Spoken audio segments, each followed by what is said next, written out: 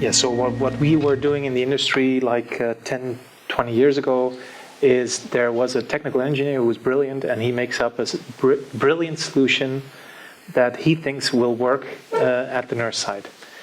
It doesn't. So I think more and more, I think most companies now actually listen to people who actually do the work. So whether it's about pouch or cards or technology, you need to talk to the people who will use it. In the Netherlands, we had a big problem actually when first these electronic dispensers were introduced.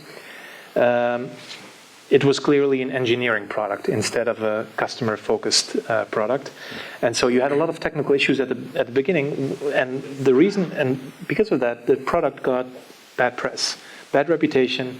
No nurse wanted to get involved in this kind of technology.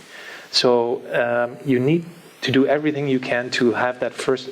The nurse, if she needs to be on the line or he needs to be on the line for 2.5 hours with a help desk employee. Mm-hmm. That doesn't work. Because they need to go to 5 other patients.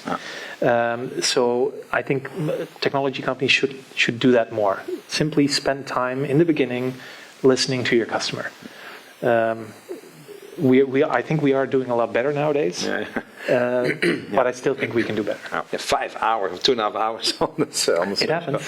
service call. Yeah, that's something. Yeah.